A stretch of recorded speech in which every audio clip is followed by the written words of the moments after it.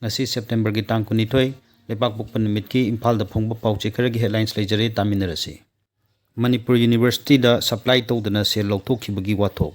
MLA Rameshwar yauna miyoi manga gi mathakta CBI na charge sheet thangalagle.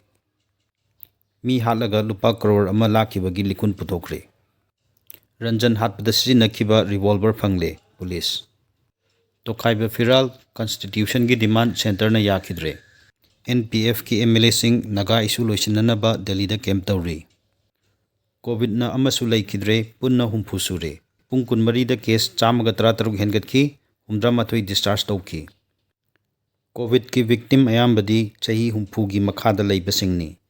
Chief Minister Biren amasung Tikendra Delhi da thungkre. CM na JP Nandaga by election gi wakhanakre. Merger agreement nampuda khudyek pihan khibana isu kaya tholakpani. Rims ta angang unabagi chang mamang chahi ga yengnabada hantakna hanthare. Birthday pangthokluba imung amagi miyoi manga thauram yauruba ahumna COVID-19 positive oire.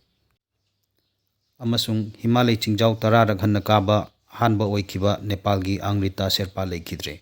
Thank you.